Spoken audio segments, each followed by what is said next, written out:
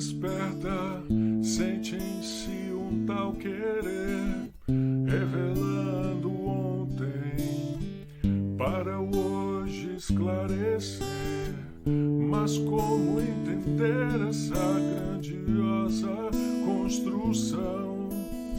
Se pequenino eu sou, não passo de um grão. Comece pelo começo, a natureza não dá saltos. No princípio era o verbo, plena harmonia sobre o caos. Mas como tudo no universo, começo para um fim, o meio é o processo. Comece pelo começo, descobrindo o seu brilho, conectando ontem e hoje, redesenhando o infinito. Comece pelo começo, a verdade conhecerá, e o véu da ignorância se dissipará, onde a luz até a mesa em madeira te responderá, e as vozes do além não se calarão, seja em sonho ou profecia, mediunidade em doação, do princípio ao infinito, construção de grão em grão, até que a cruz se faça luz em cada coração. Mil perguntas com respostas em receita para o bem, do átomo ao arcanjo, pelas vozes do além. Comece pelo começo, a natureza não dá saltos. No princípio era o verbo, plena harmonia sobre o caos.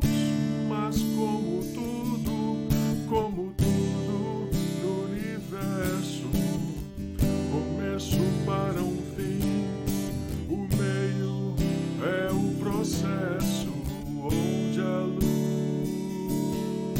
até a mesa em madeira te responderá,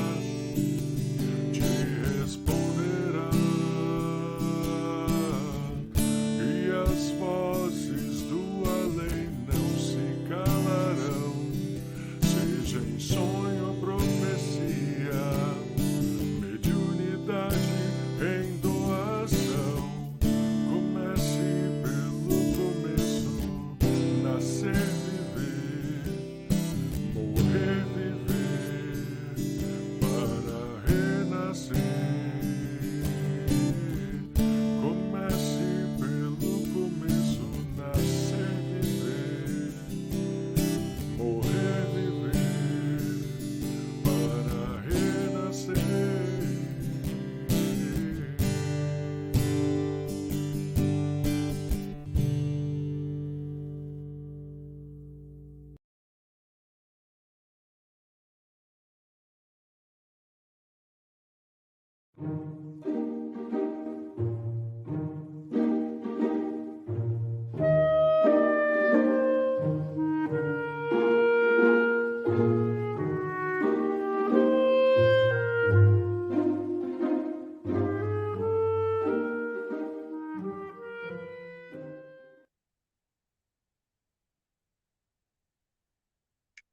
Boa noite, amigos queridos. Sejam todos muito bem-vindos em nossa segunda live da segunda temporada de O Livro dos Espíritos, Respostas para a Vida.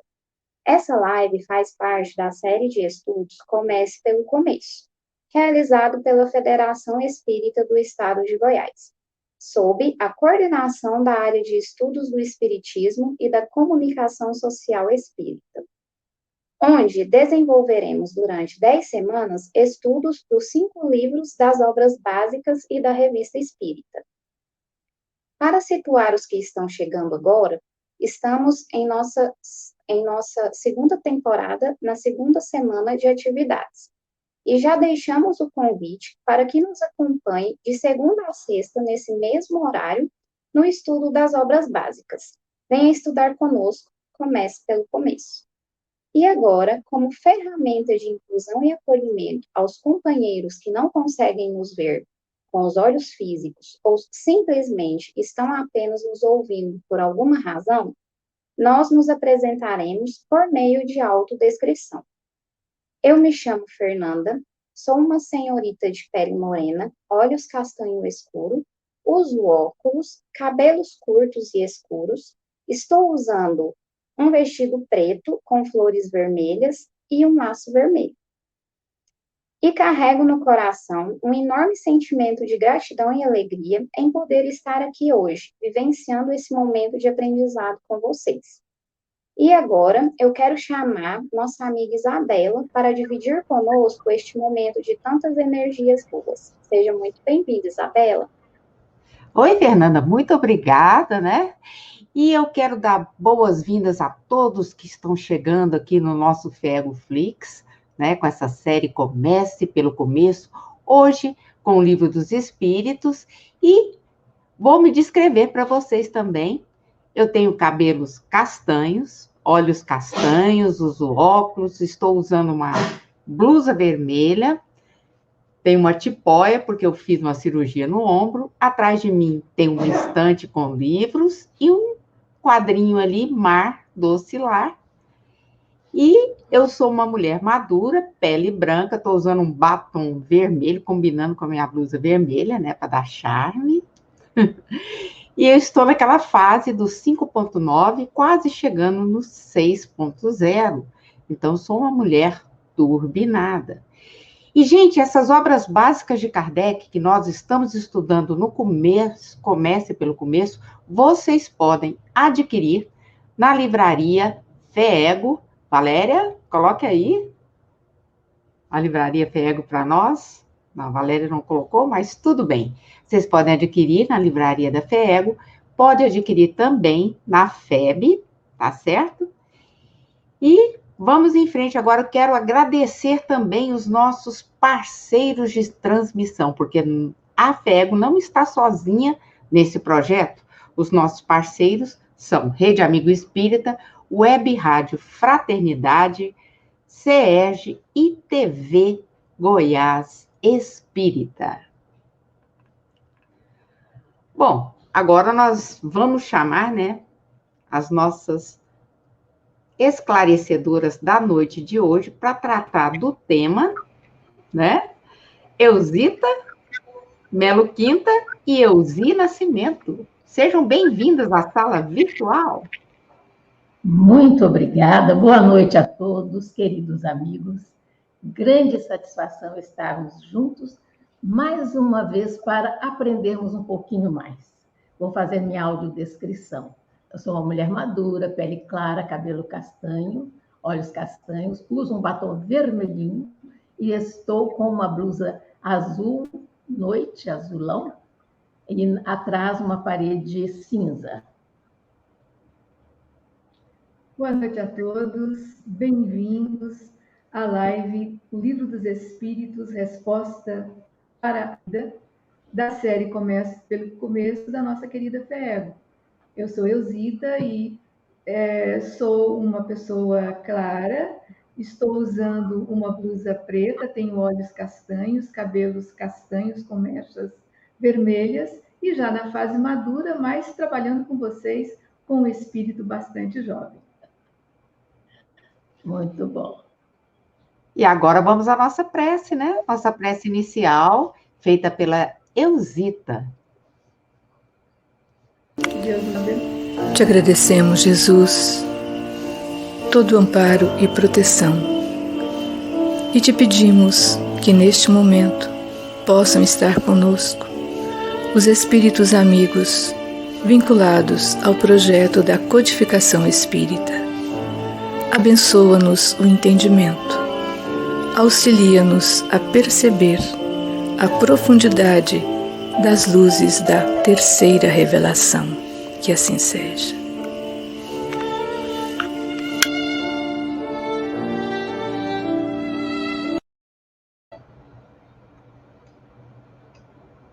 Então, meninas, vamos ao bate-papo de hoje, né? A nossa Vamos ao bate-papo de hoje. do tema, Hoje nós teremos, trabalhando com vocês, ainda continuando, uma conversinha básica sobre o movimento espírita nascente, e nós iremos tratar, então, do espiritismo na sua mais simples expressão. Como base dos nossos comentários, este livro aqui, O Espiritismo na sua mais simples expressão, que, de repente, os espíritas ignoram ou acham que é um livrinho e é mais importante nós estarmos vinculados às 5 obras do Pentateuco. É muito importante o Pentateuco, mas Kardec, no seu tempo, com o seu espírito de empreendedorismo e uma grande visão de marketing, ele trabalhou de uma forma intensa no momento da implantação e divulgação do espiritismo nascente. Como ele fez estes opúsculos? E por quê? Exatamente para uma divulgação mais intensa, num preço muito acessível, para atender aquelas pessoas interessadas em conhecer a doutrina.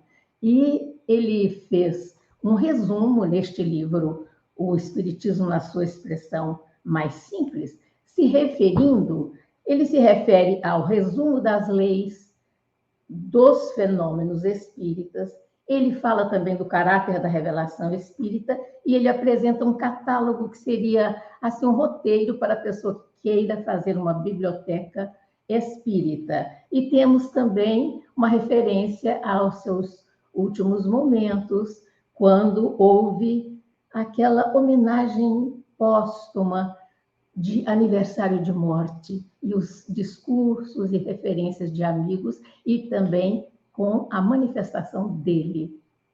Então, o que é importante, terminando a live, ou peça agora mesmo pela FEBO virtual, peça esse livro e se informe de detalhes fantásticos do nosso espiritismo no início, lá na França, do século XIX, porque o objetivo de Kardec, conforme Elzi colocou, foi tornar mais fácil e mais ágil a divulgação.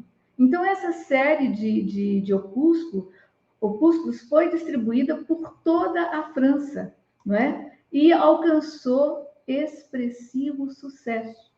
É uma exposição sumária dos ensinos dos espíritos e suas manifestações.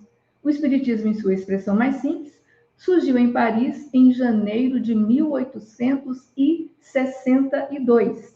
Então, após, olha a dica de Kardec, como ele fez com o que é o espiritismo, logo após o lançamento da primeira edição de O Livro dos Espíritos, em 59, ele traz o que é o espiritismo, que nós conversamos com vocês no nosso episódio passado. Agora, lançou o Livro dos Médiuns em 1861.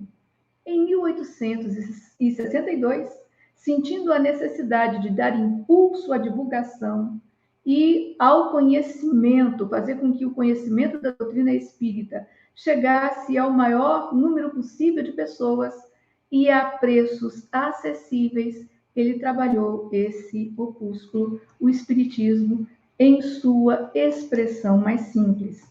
E temos também, logo depois, como a Elzi havia já colocado, em 1864, está constante desse livro, um outro opúsculo, que é o resumo da lei dos fenômenos espíritas. E ele surgiu como um artigo da Revista Espírita, só adquirindo a sua feição definitiva em 1865, com o lançamento da segunda edição. Agora, o que é importante nós observarmos aí também?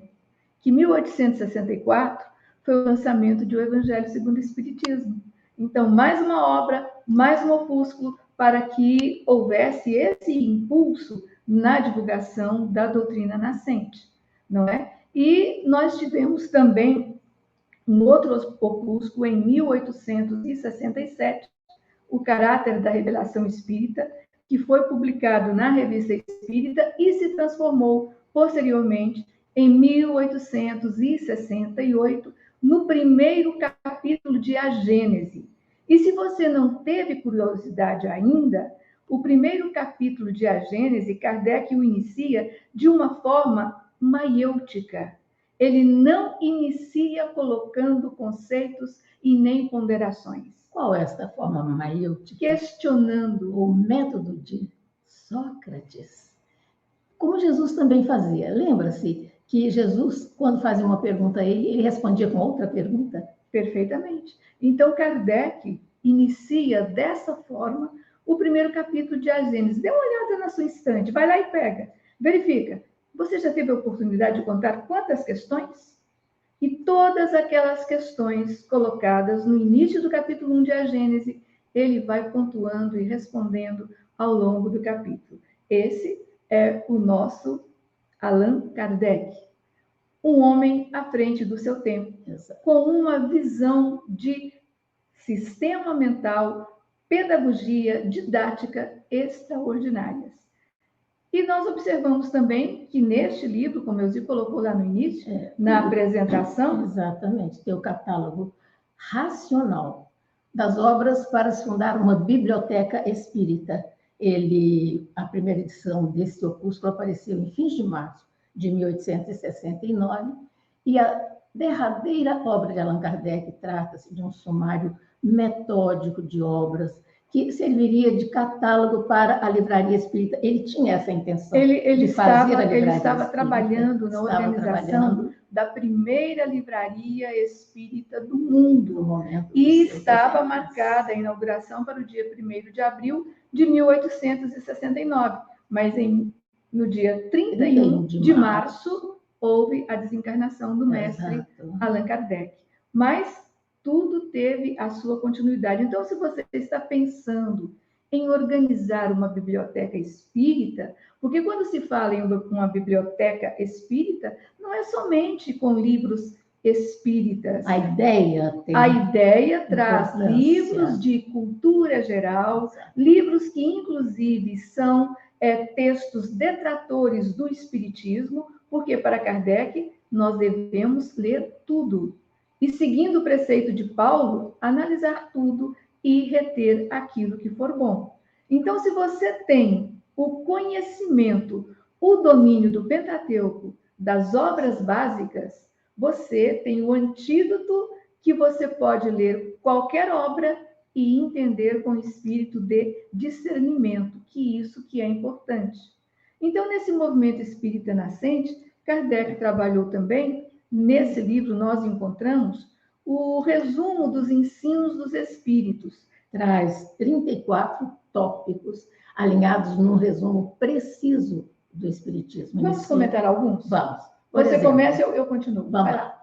Inicia-se, por exemplo, com Deus é a inteligência suprema, causa primeira ou primária de todas as coisas. E daí ele prossegue também trabalhando o conceito de espírito, o espírito propriamente dito. Então, são pontos fundamentais que a pessoa que vai conhecer o espiritismo precisa entender, precisa saber. Também pluralidade dos mundos habitados, a lei divina, os males que afligem os homens na Terra, tem por causa o quê? O orgulho, o egoísmo e todas as más paixões. E como não podia deixar de ser, nesses 34 tópicos que trazem o resumo da doutrina espírita, Kardec nos traz também a conclusão, falando sobre o que é que acontece hoje conosco? A transição planetária, que significa, dentro da ótica de Kardec, transição planetária é o prelúdio da renovação moral, cujo advento o Espiritismo marca. Então, por isso, nós temos lá no capítulo 20 do Evangelho segundo o Espiritismo, os trabalhadores da última hora, que é uma coletânea de textos que atinge diretamente o espírita, trazendo para nós espíritas essa informação. Nós somos os trabalhadores da última hora na implantação do trabalho de Jesus no planeta terreno. Mas aí é que vem a grande novidade. É que se você realmente é o trabalhador da última hora e você está nesse processo de renovação moral, nesse período de transição, aceite e entenda o convite. Você, o espírita, é o trabalhador do primeiro segundo da primeira hora da regeneração. Exatamente. Olha que coisa fantástica, né? E traz também, Ozi, algumas máximas nesse opúsculo, o Espiritismo em sua expressão mais simples, em que trabalha o ensino dos espíritos. Primeiro, Kardec define a doutrina com pontos fundamentais. Depois, ele traz, nessa sequência de trabalho, o ensino dos espíritos de uma forma bastante interessante, que são aforismos, que são máximas. Ele analisa 25 máximas. Vamos lembrar algumas? Só algumas, pelo nosso tempo. Olha, por exemplo, o fim essencial do Espiritismo é o quê? É tornar melhores os homens. Nele não se procure senão o que possa concorrer para o seu progresso, não só moral, mas também intelectual. Então, entrou nessa linha de progresso moral e intelectual, você entrou na construção do verdadeiro espírita. Porque o verdadeiro espírita não é simplesmente aquele que crê nas manifestações. Quem é ele? O verdadeiro espírita é aquele que aproveita do ensino dado pelos espíritos e faz desses ensinos a normatização do seu bem viver. Exato, e para aliviar as aflições terrenas, que são remédios da alma, nada como a doutrina espírita. Salvam-na para o futuro, como uma dolorosa operação cirúrgica salva a vida de um doente. A doutrina espírita nos prepara, nos restitui a saúde, a segurança, a estabilidade e nos confere paz. Então, aflição não é problema. A aflição é um degrau que todos nós somos submetidos a ele para que a gente melhore a própria condição pessoal. Uma espécie de expurgo, né? Uma espécie de expurgo. E ele trata também da prece, porque aquele que ora com fervor e confiança é mais forte. É tão importante. Então, se as aflições existem, então busquemos recursos para debelá-las. A prece, que fortalece o interior da criatura, é um desses recursos. Por exemplo, orar, o essencial não é longas orações, mas orar bem. O que é orar bem?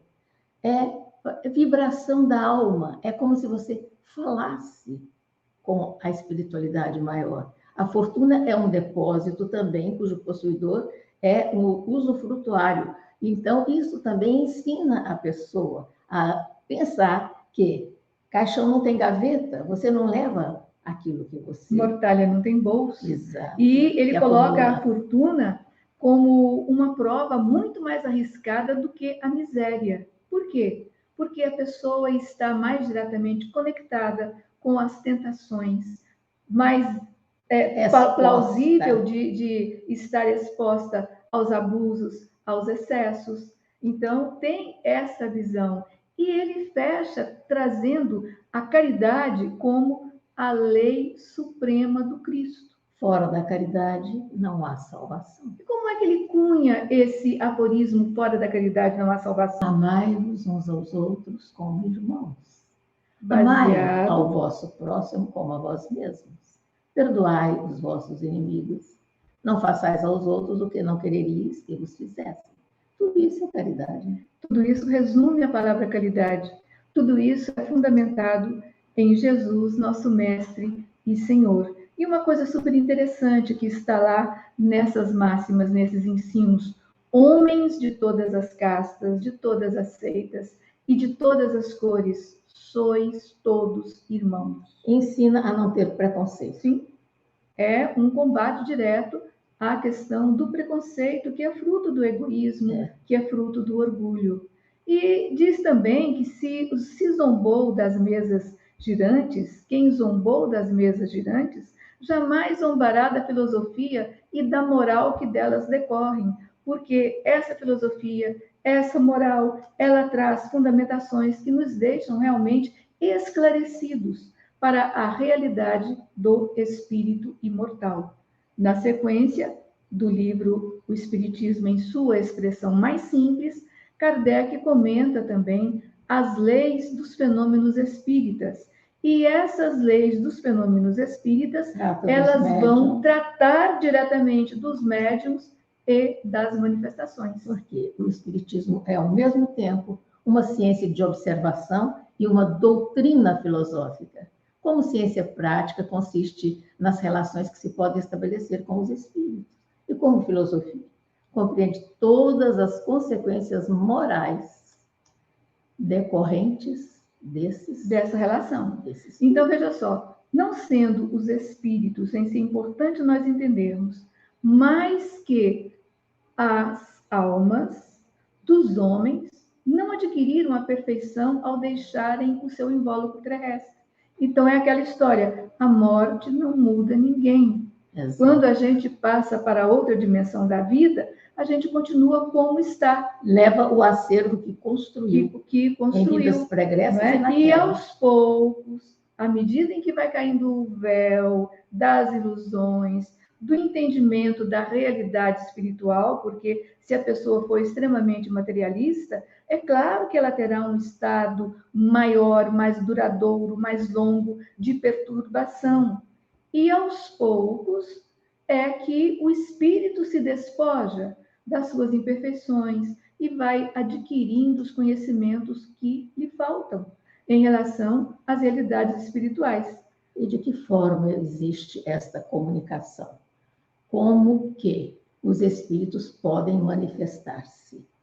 Pela visão, pela audição, pelo tato, pelos ruídos, pelos movimentos do corpo, de corpos, de objetos, escrita, desenho, música, né? Manifestam-se exatamente pessoas dotadas de uma aptidão. Sempre tem que ter essa pessoa com aptidão especial para cada gênero de manifestação. E eles da são mediunidade. Da mediunidade. Porque a mediunidade não deixa de ser um sexto sentido. Exato. Que todos nós temos em maior ou em menor intensidade. Mas esse foco não é conosco, é na quarta-feira, lá com o pessoal do Livro dos Médiuns. A gente, como está trabalhando o Livro dos Espíritos, que traz a doutrina completa, então a gente tem essa liberdade de navegar por todos os demais livros, porque, na verdade, foi através do Livro dos Espíritos que surgiram as demais obras. Então, não estamos invadindo o campo dos nossos amigos. Nós estamos simplesmente trazendo algumas pontuações e convidando a todos para buscarem esse livro, O Espiritismo em sua expressão mais simples. Entendemos também que os espíritos são livres, e isso é importante. Não se força uma comunicação. Eles não estão às ordens. Não. Dizia o Chico que o telefone toca de lá para cá, né? Então, a chamada vem do plano espiritual para o plano terreno. Então, você falar, eu vou ter uma comunicação do espírito tal, na hora tal, você está fortalecendo a propositura de um embuste.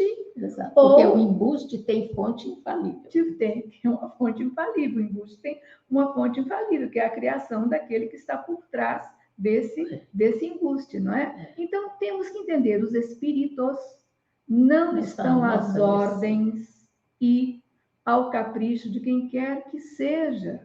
E a ninguém é dado fazê-los vir contra a sua vontade, nem dizer o que querem. Então, em espiritismo, nem dizer o que a pessoa que não existe esse conluio.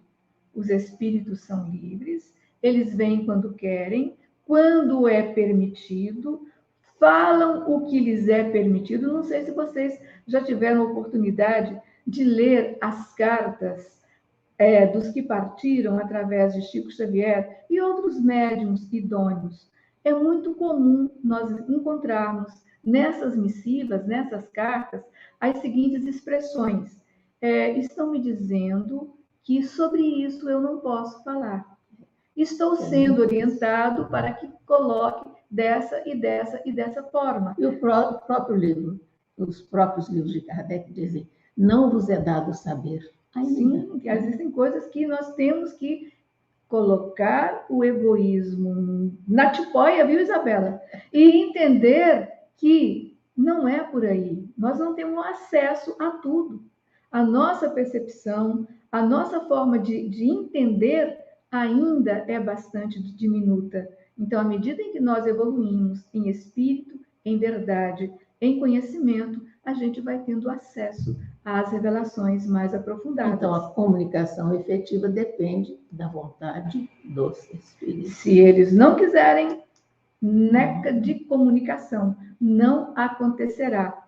E fala também sobre o que constitui o médium seguro. O que é de fato, é aquele que de fato pode ser qualificado como bom médium. Muitas pessoas pensam que é ter uma variedade de tipos de mediunidade, mas na verdade não é, né? Porque trata-se de quê? De uma aptidão para servir de intérprete aos bons espíritos, ser capaz de fazer a conexão com espíritos elevados. Então, a Isso é ser um bom mediunidade, médium. a mediunidade é uma faculdade orgânica. O fenômeno acontece, independente da sua moral. Mas para você ser um bom médium, aí muda de figura, aí tem um upgrade no seu processo de interexistencial, de comunicação com a outra dimensão da vida, você precisa estar conectado aos bons espíritos. Significa, você precisa elevar-se espiritualmente para que você possa ter acesso ao plano espiritual superior. Exato. Porque também essa comunicação depende de afinidade, né? Sim. Existem entre o fluido do médium e do espírito uma afinidade, uma conexão. Para que seja facilitada a comunicação ou o processo da comunicação, tem que ter essa sintonia afim. Que é uma espécie assim, de impressão, de impulso. De impulso, de conexão, de atração, para que o fenômeno aconteça, né? E ele fala também sobre as reuniões espíritas. Olha só, em um livro que tem por objetivo trabalhar a divulgação, ele de uma forma completa, ele traz pequenos insights, pequenas pontuações. São para pessoas que procuram, porque são interessadas, né? E ele faz chegar a elas para que as pessoas, entrando por essa vertente de rápidas informações, exato, melhorem o seu interesse e venham buscar as obras que trazem em maior profundidade essas informações. E, ao falar das reuniões, como é que se organiza uma reunião espírita, isso está bem detalhado lá no Livro dos Médiuns, Kardec deixa muito, muito claro que os espíritos superiores não vão a reuniões fúteis. Como um sábio, uma pessoa séria da Terra, não iria a uma assembleia de pessoas estouvadas. Então, não é por aí. O que nós temos que entender é que é inteiramente falso acreditar que os espíritos sérios pudessem sentir prazer em responder futilidades. Ou então questões pessoais do interesse da pessoa, realizações próprias. Mas existem reuniões frívolas. E que tipo de espírito essas reuniões irão atrair? Os espíritos levianos. E se você quer conhecer mais, nós ainda falaremos sobre isso. Vá às questões de 100 a 113 de O Livro dos Espíritos, para que você possa entender o tipo de espírito que existe. Lá nós temos a categoria de todos eles, que vai dos imperfeitos aos puros espíritos. E nessa média aí, muita coisa para aprender que nós precisamos. E eu queria, nesse momento, antes de passarmos ao nosso fechamento, de convidar vocês, porque para um vídeo, nós estamos no mês de Kardec. Kardec nasceu a 3 de outubro. Então, nesse mês de outubro, todos os espíritas reverenciam o grande codificador. E tem uma música muito bonita e muito tocante, que tem por título Obrigada, Kardec. Obrigado, Kardec. Então, nós queríamos convidar a todos vocês, onde vocês estiverem, como estiverem, que neste momento sintonizem com as imagens, a melodia e a letra legendada deste vídeo, para que possamos levar a Kardec, onde é que ele esteja, o nosso preito de gratidão por esse serviço fabuloso. E isso tem um porquê, porque nessa homenagem a Kardec, nós iremos dar continuidade logo após ao vídeo que a Valéria irá soltar para nós. Vamos lá?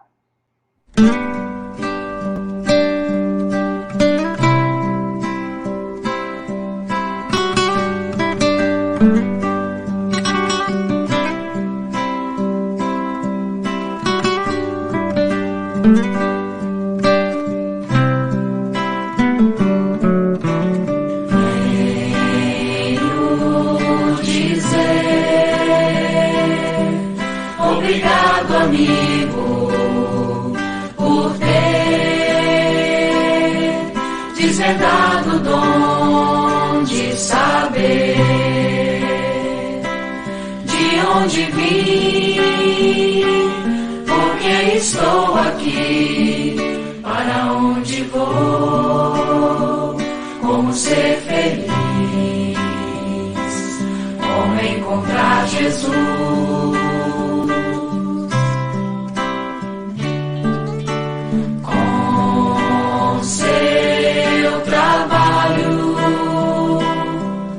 Hoje temos um Consolador que nos trouxe o Cristo, rede vivo, e a nossa fé hoje é raciocinada. Não há mais nada o que temer, apenas caminhar.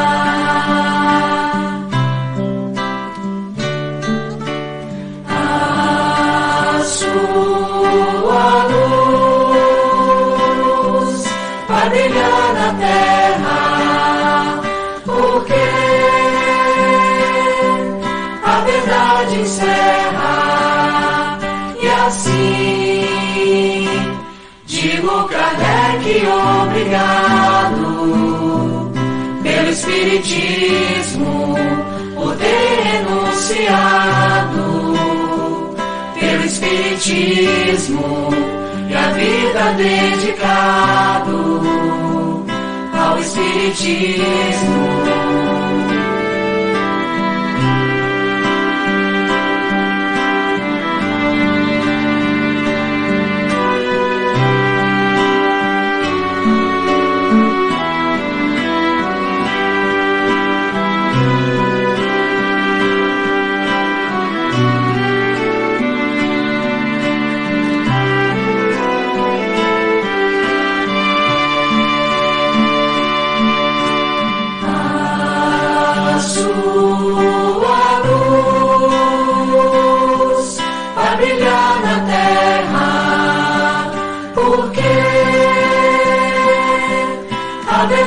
Encerra, e assim digo, Kardec, obrigado pelo Espiritismo, por ter renunciado pelo Espiritismo e a vida dedicado ao Espiritismo. Ao Espiritismo.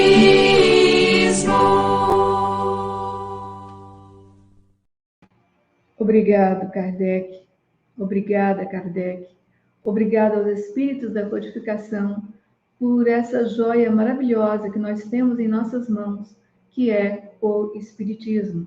E continuando na sequência dessas cenas lindas de Paris, nós queremos convidá-los agora para um tour no cemitério Père Lachaise, porque Kardec, quando desencarnou em 1869, no dia 31 de março, então, um ano depois, foi o seu corpo exumado e trasladado para o cemitério do Père Lachaise, porque os espíritas se reuniram e chegaram à conclusão de que o mestre merecia um túmulo, não por uma questão de vaidade, porque como uma grande personalidade que passaria a nossa história. Então, nós convidamos vocês agora, muitas pessoas já conhecem, mas vamos ver aqui, dar uma entradinha. A entrada, não é? Vamos dar uma entradinha no cemitério de Père Lachaise. Vamos ver o que as inscrições que estão aqui nesta entrada.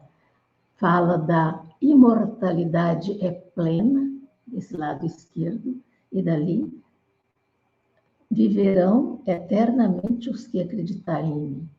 Então, veja só, um convite do próprio Père Lachaise, um convite ao entendimento da imortalidade da alma.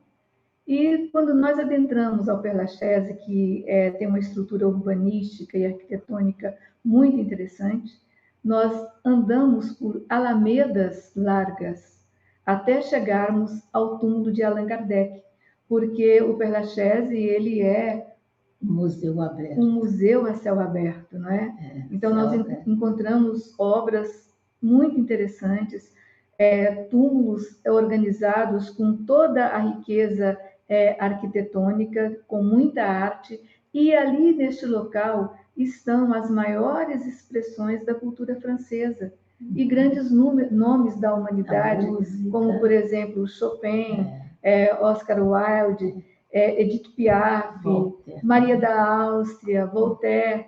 E olha que coisa interessante. Nessa visita que se faz ao Père Lachaise, quando nós chegamos ao túmulo, ao dolmen de Allan Kardec, a gente fica realmente muito impactada, porque é uma construção druídica e foi uma oferta dos espíritas da Bélgica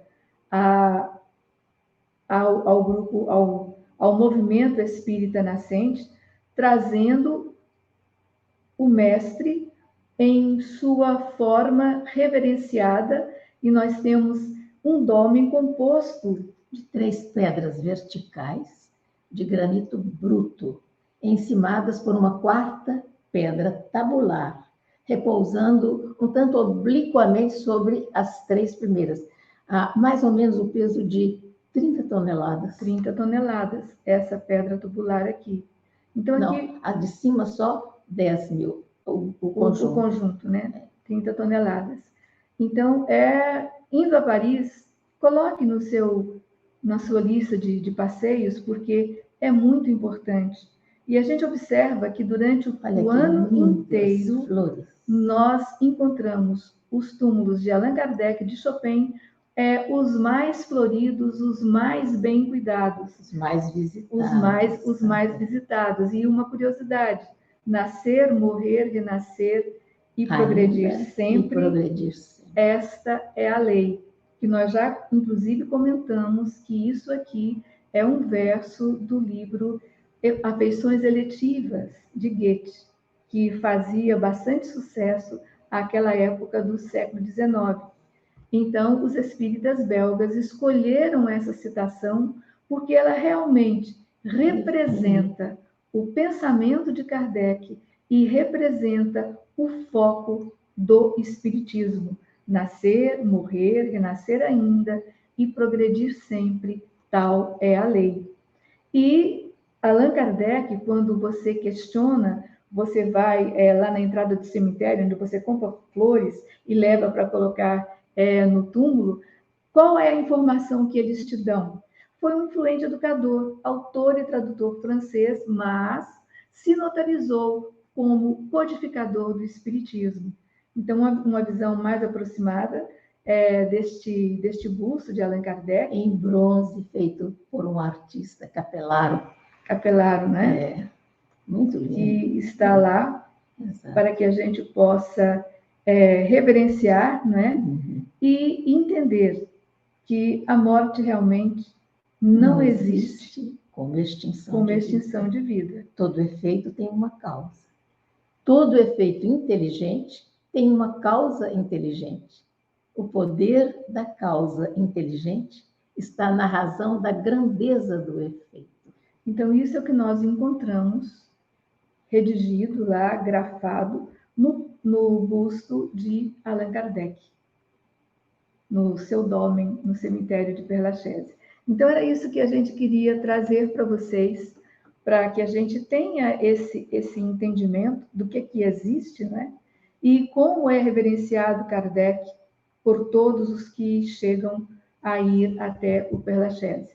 Então, agora nós vamos, acredito que já temos perguntas no nosso chat aí, mas enquanto vocês aquecem os motores, nós temos também, porque o nosso foco é Kardec para todas as idades. Eu poderia ler o que Kardec manifestou.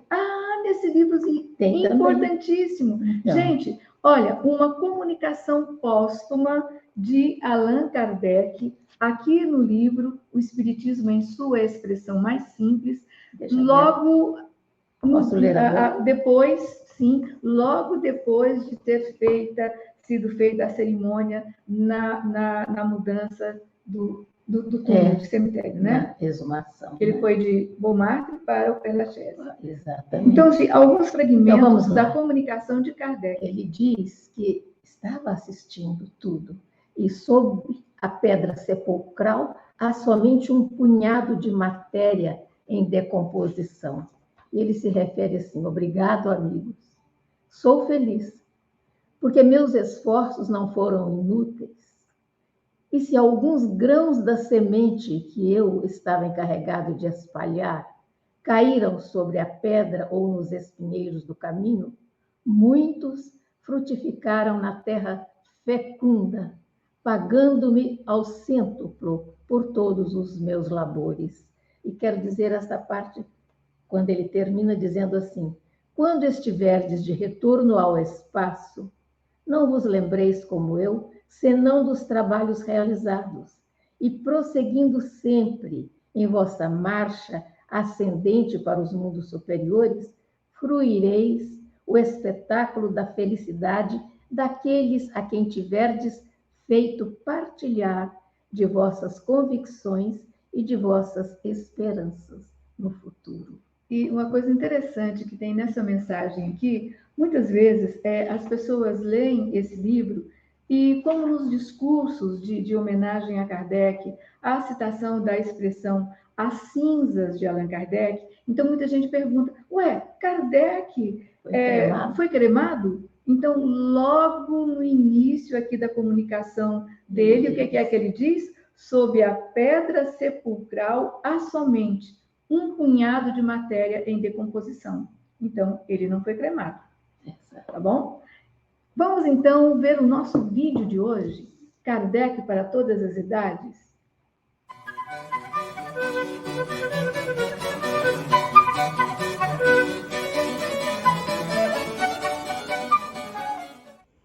Olá, meu nome é... Eu tenho uma pergunta para você. Um espiritismo assim tem para uma criança?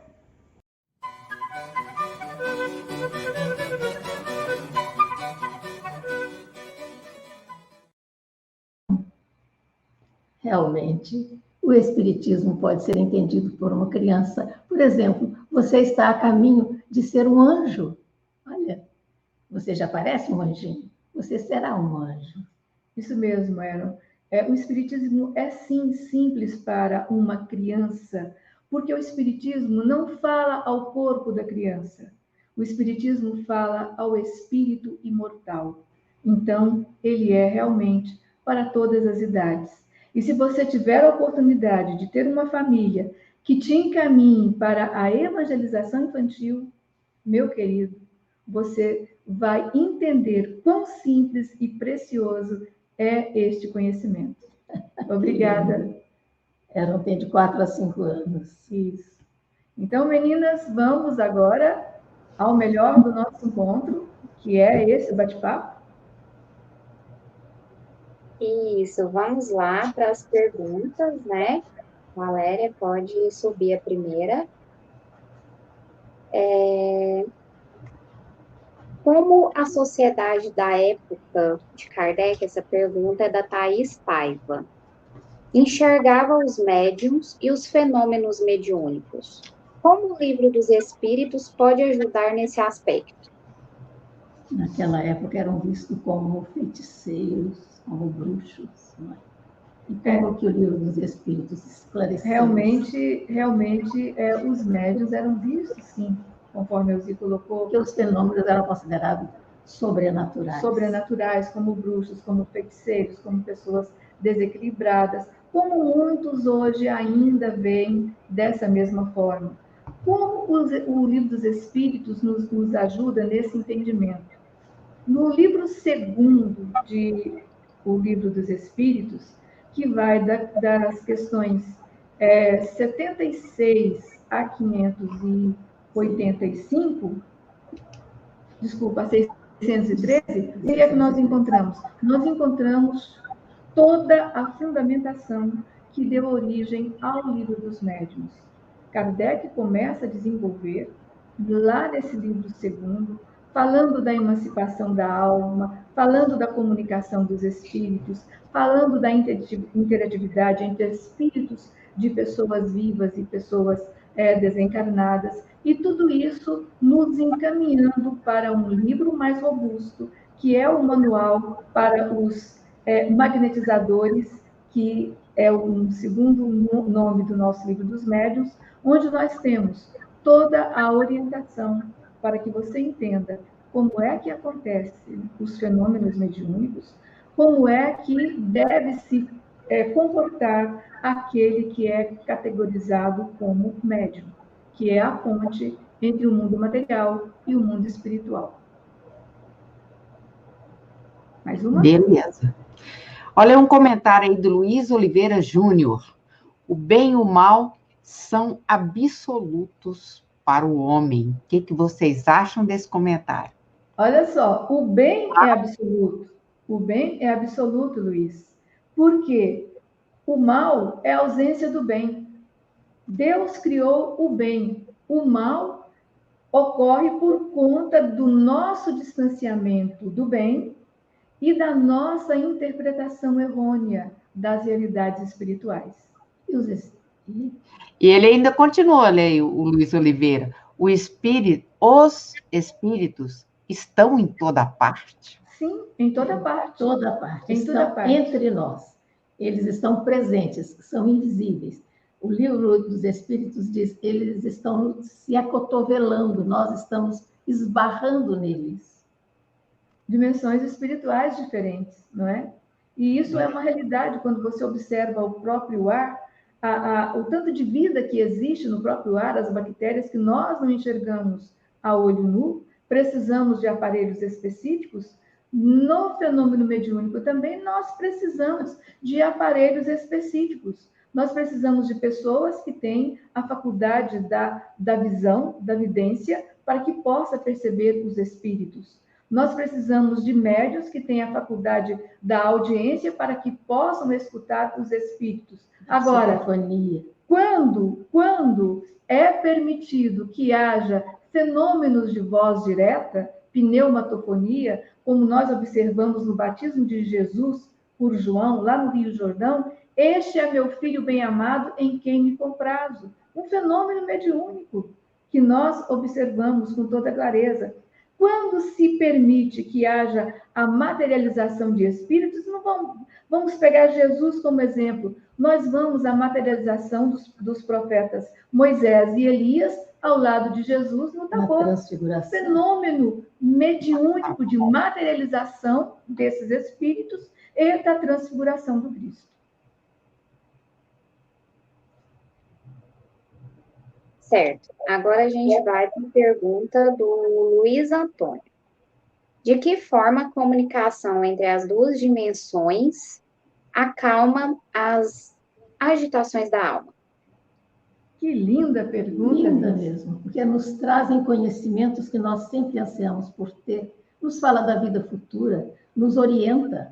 Os espíritos superiores estão sempre nos conduzindo, estão nos intuindo a acertar mais e errar menos. Realmente, esse processo de comunicação acalma a alma, porque dá à alma a certeza da continuidade da vida, que não há uma extinção. É lindo isso. Obrigada por essa questão. Belíssima. Paz. Confere paz. Ó, Luiz Oliveira Júnior, com nova pergunta. Os espíritos existem desde sempre? Sim, Olha só, bem os interessante. espíritos existem desde sempre, desde que foram criados por Deus. E Deus os criou. Inclusive, nesse opúsculo aí de Allan Kardec, ele faz a seguinte suposição. Imagine se o espírito, ele nascesse junto com o corpo. Olha que interessante, né? E mostra a impossibilidade disso. Exatamente. É Excelente lembrança. Não haveria justiça divina, porque há tanta desigualdade de sorte, não é? Mas tudo tem sua razão de ser. Nós estamos aprendendo com os nossos próprios erros para não reincidirmos neles. Vamos à pergunta da Maria Rodrigues aqui. Como foi a evolução dos fenômenos espíritas? Ótimo. Vamos focar com o surgimento do Espiritismo, porque fenômenos existem desde que o mundo é mundo. Agora, como foi a evolução? Esses fenômenos que fazem parte assim de uma invasão organizada, conforme já se diz, eles começaram com raps, com pancadas, com ruídos, chamando a atenção das pessoas. Em 1848, nós temos o caso clássico acontecido nos Estados Unidos, no estado de Nova York, com a família Fox, em que as meninas, as irmãs Fox, elas perceberam que haviam batidas, ruídos, na parede de um dos cômodos da casa. E, de repente, elas começaram a conversar com esses ruídos. E as pancadas respondiam às perguntas que lhes eram feitas. E, em 1850, essa fenomenologia tomou conta do mundo. Em Paris, então, era motivo de reunião social. Virou entretenimento, para que as mesas girantes ou as mesas falantes fossem visitadas, né? Tinha a participação das pessoas, que faziam perguntas que eram respondidas por pancadas, uma batida significando sim, duas batidas significando não. Aí, de repente, as batidas ordenando as letras do alfabeto, formando palavras, formando expressões.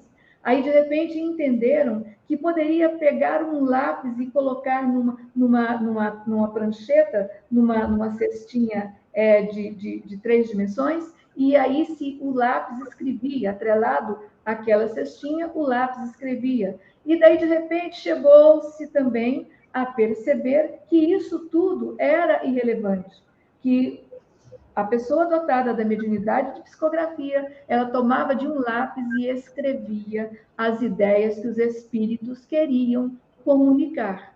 E também, o que foi que aconteceu? Os médiuns com a faculdade de psicofonia. Então, na Sociedade Espírita de Paris, isso era trabalhado com muita seriedade e com muita regularidade. E Kardec era extremamente criterioso ao permitir que as pessoas pudessem assistir às reuniões que aconteciam, a princípio, todas as terças-feiras.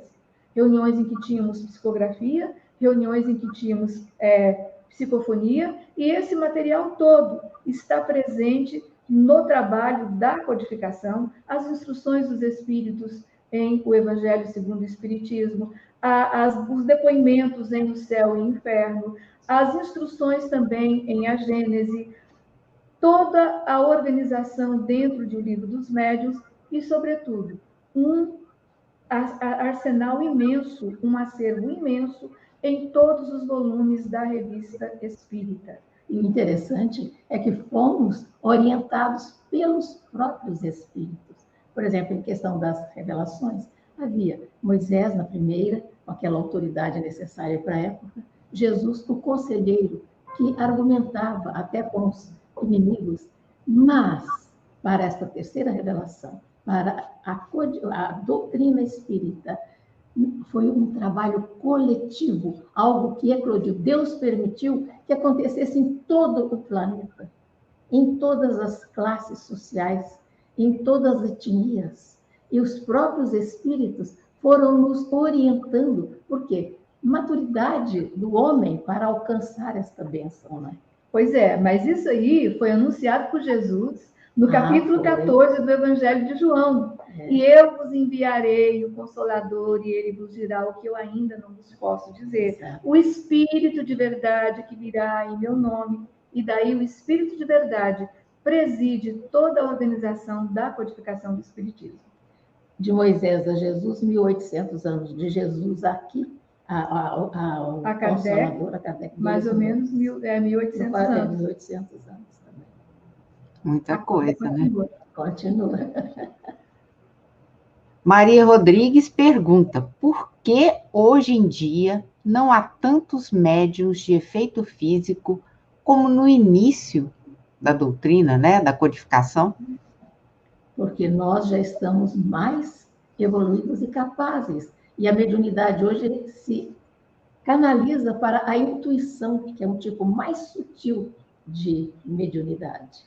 E também os médicos de efeitos físicos, eles existem sim, ainda existem, mas canalizam as suas energias para outro tipo de fenômeno, como, por exemplo, as curas espirituais. É do nosso conhecimento um médium de efeitos físicos na atualidade, em que promovia 1000 fenômenos e que um espírito amigo disse a esse médium: filho querido, vamos usar as suas energias para o socorro aos espíritos encarnados e não para satisfazer a curiosidade dos encarnados. Vamos usar as suas energias para a cura dos espíritos desencarnados e não satisfazer a curiosidade dos encarnados. Porque, na verdade, no espiritismo nascente, necessitava-se de muitas provas. Muitos estudos foram feitos em que os estudiosos analisavam os médiuns que promoviam esses fenômenos, fotografavam médiuns fantásticos como Eusápia Paladino, que aconteceu na época do espiritismo, logo após o espiritismo nascente, que traziam essa veracidade da materialização dos espíritos em que eram vistos, podiam ser até tocados e se esfacelavam no ar. E muitos experimentos, eles colocavam os médiuns de efeitos físicos, onde? Em celas, para que não houvesse nenhuma possibilidade de fraude. E isso aconteceu na Europa. Para a segurança deles. Para a segurança deles. Isso aconteceu no Brasil. Nós temos vários estudos, vários grupos que se dedicaram a esse trabalho. Nós, por exemplo, conhecemos nos Estados Unidos um grande amigo chamado Dante Labate. Ele participou dos trabalhos do Grupo Sheila em Belo Horizonte, os trabalhos de materialização. E ele fez um livro, organizou as suas memórias, que chama Materializações, e trouxe para o Brasil, lançou aqui, esteve lá no nosso GEAC, não é? Não sei se Valéria tem acesso a esse documento, Materializações, Dante Labate. Vale a pena conhecer, que mostra todo esse trabalho acontecido no estado de Minas Gerais, lá nos idos de 1940, 1950, por aí. E depois eu não sei, outro dia tinha alguém de Boston aqui na nossa reunião. Ele é um dos fundadores do Grupo Espírita lá de Boston, onde nós estivemos também. Exatamente. E lembro-me também que Chico Xavier trabalhou também nesta área de materializações. Mas Emmanuel disse a ele que a missão dele era no outro sentido, era escrever. Não era materializar espíritos, era materializar livros. Exato. Né? Teve o Peixotinho também, né, aqui no Brasil. Tem livro. Ana Prado, não é? Se a gente for estar aqui, vai... Tem muitos. O Padre Isabel, lá em Araguari, tão pertinho de nós. Ainda Araguari, tem né? de materialização lá. Exatamente. Continuamos com a Maria Rodrigues. De que forma a comunicação entre as duas dimensões acalma as agitações da alma? Acho que essa pergunta... Já foi feita, já foi feita. Né? Mas não tem importância. Acalma, porque nos dá a certeza da imortalidade. Exato. Exatamente. Obrigada, Maria. Ah, sim, então vamos para outra. Vai pra Podemos entender a reencarnação como um antídoto para o preconceito de raça e casta? Exatamente. Perfeitamente. Nós até já abordamos isso. Porque o que é a reencarnação?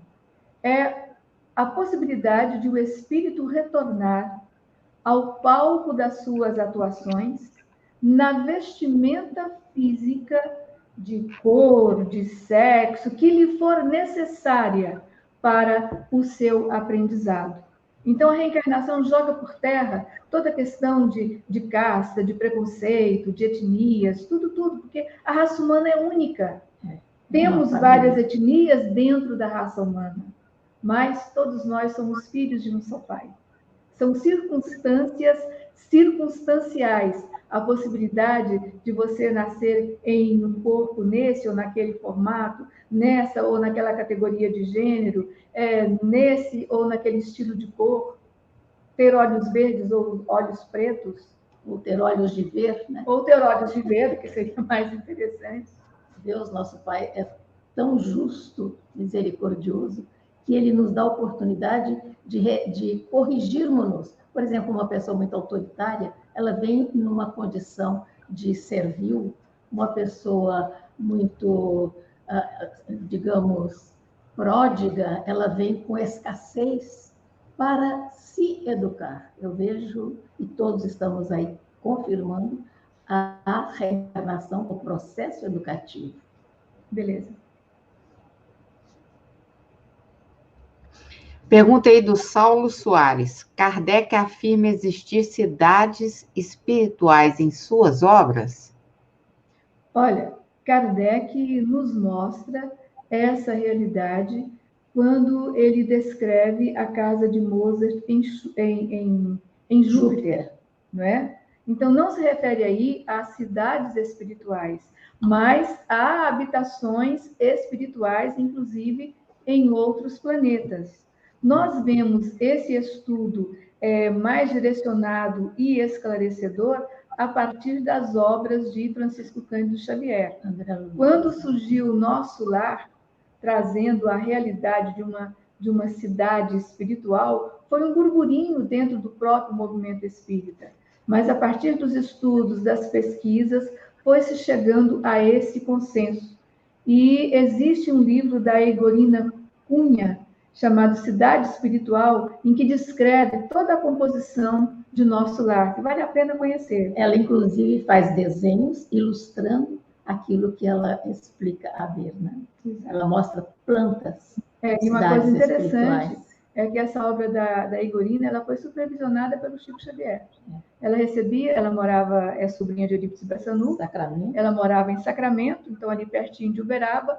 Então, quando ela começou a receber esses projetos, ela foi até o Chico Xavier mostrar para ele, e ele falou, não, minha filha, é isso mesmo. Aí ela tinha dificuldade com as cores, ela fazia pintura a lápis de cor. Então, ela tinha dificuldade em expressar com os lápis que nós tínhamos aqui no Brasil as cores que ela via.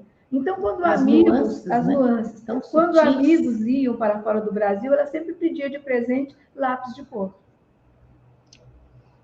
Para chegar um pouquinho mais perto do que ela via. Tem mais uma pergunta aí. Agora você aí. Exatamente. Meninas queridas, Rui Meireles. Kardec utilizou médiuns jovens. Por que hoje há tanta rejeição no aproveitamento dos jovens em reuniões mediúnicas nos centros? Querido Rui, que pergunta mais oportuna. Olha só, Kardec trabalhou com médiuns entre 14, 16 e 20 anos. Nós temos esse relato dentro da biografia do codificador. Agora, por que essa rejeição? Agora, uma coisa interessante. Essas médiuns que foram utilizadas por Allan Kardec com muito respeito e muita proteção, tanto assim que ele não registrou nas próprias obras o nome delas, Caroline Boudin, Ruth Jafé, a própria irmã Sidufo, mas depois nas biografias nós encontramos na Revista Espírita essas referências. Mas essas médiums eram médiums de grande potencial espontâneo. A mediunidade estava à flor da pele. Tanto que quando ele foi conhecer na família Boudin o trabalho das meninas, então ele utilizou ali aquelas garotas que recebiam as psicografias dos espíritos que participavam da reunião. Então, elas foram utilizadas. Agora, em relação à nossa juventude, vai a pergunta: os médiuns jovens estão prontos? Nós deveríamos observar e canalizar para as reuniões aqueles que se revelarem com maior número de sensibilidade. Mas, por outro lado, nós temos que ter o seguinte cuidado: o jovem, ele precisa definir na sua vida profissional, do seu estudo, porque quando um médium ele vem com a tarefa para assumir um trabalho, um mediunato, ainda em tenra idade, ainda no eclodir da juventude, ele já começa com os fenômenos ainda na fase de criança, 5, 4 anos. Exemplos fidedignos para nós, Chico Xavier e Divaldo Franco. São garotos que, na flor da idade, já apresentavam fenomenologia. Foram orientados e encaminhados para a grande tarefa que lhes compete ou lhes competiu desenvolver, no caso de Chico Xavier. Agora, aos nossos jovens, nós devemos abraçar com muito carinho, mas observar se realmente está no momento, está no ponto. E temos também que dar oportunidade a eles, porque existem muitos que já estão no ponto, que já estão sendo capazes de assumir. O que é importante é que eles estudem e que eles saibam que ser um jovem espírita, ele tem uma responsabilidade no seu comportamento, porque nós somos espíritas 24 horas por dia. E eu ponho muita fé na juventude, porque tenho visto jovens brilhantes. E acredito que isso vai aumentar mais. E o que é que nós temos que fazer? Estender as mãos e trazer para junto da madureza o trabalho do jovem, no aspecto da palestra, do estudo, do trabalho da mediunidade, porque se ele tiver na sua tarefa esse projeto de trabalhar mediunicamente, acontece rápido. Não vai ficar 3, 4, 5, 6 anos desenvolvendo mediunidade, porque a mediunidade a gente não desenvolve, a gente educa. Ela surge. A mediunidade você nasce com ela, não é? Aí agora, você controlar os fenômenos é uma coisa. Você sentar uma mesa para fazer com que os fenômenos aconteçam é outra coisa. Não é por aí. E outra coisa, tem mais uma pergunta aí, mas antes disso, outra coisa. Por favor. Um comentário. Existe um médium hoje que ele é muito, muito conhecido na internet. É impressionante a mediunidade dele. E ele estava trabalhando no meio espírita e a coisa subiu tanto na cabeça dele, gente, que ele agora, ele faz consultas pelo WhatsApp, usando a mediunidade dele, está cobrando isso aí. Aí ele até fala, nas lives dele, o seguinte: olha,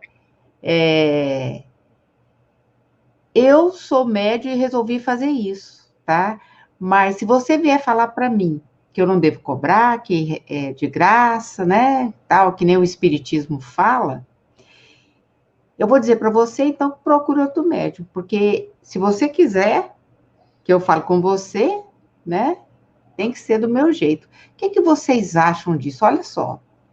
Sério demais. Com profundo respeito, o espiritismo né? não entrou nele. Não querendo julgar ninguém, as pessoas são livres, mas pelas normativas da doutrina espírita, dai de graça o que de graça recebei. Por isso, essa colocação nossa.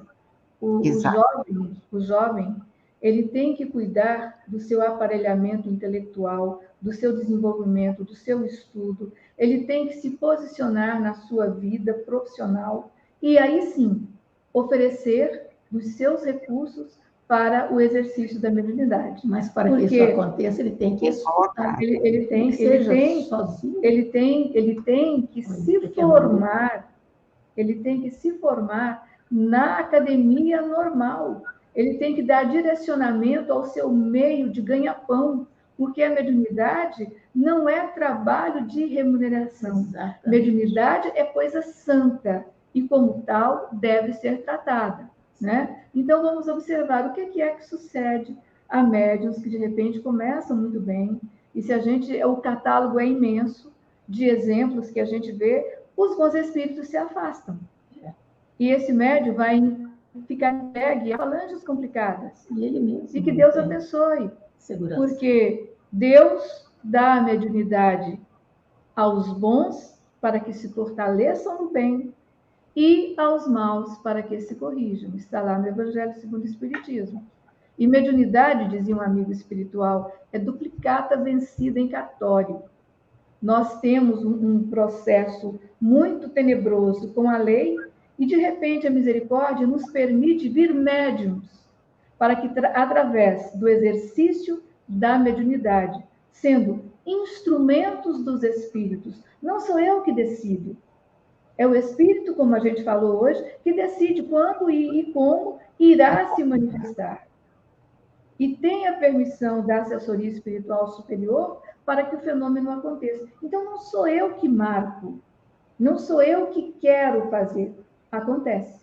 Mas de si mesmo todos devem estudar, por isso tem a codificação, tem... Sim, o estudo da mediunidade é inconcebível. O não estudo da mediunidade é inconcebível para quem quer entrar na carreira mediúnica. Exato. Mas com muita clareza.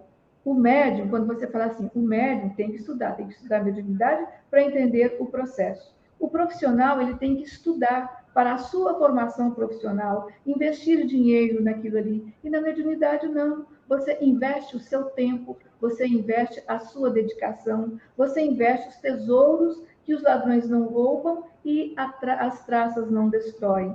Então, mediunidade é coisa santa. E como coisa santa, não tem taxação espiritual, nem monetária, né? A gente tem impressão pelo adiantado da hora, não. Vamos à última pergunta da noite. Quero agradecer a todos que estão aqui conosco até agora. Pedir só mais um pouquinho de paciência, mas aqueles que não puderem, né? Vamos lá. É do Centro de Estudos Allan Kardec. Como aplicar no Centro Espírita o aspecto filosófico conforme o Livro dos Espíritos? Estudando a filosofia espírita, entendendo o que é o espiritismo, sabendo dialogar, conversar dentro dos conceitos espíritas. Então, a filosofia espírita é uma norma de vivência em que a gente entra no espiritismo e permite que o espiritismo entre em nós, entendendo em espírito e verdade essas realidades que a codificação nos traz. Bom, gente, a gente tem gente acompanhando a gente de todos os lugares aí.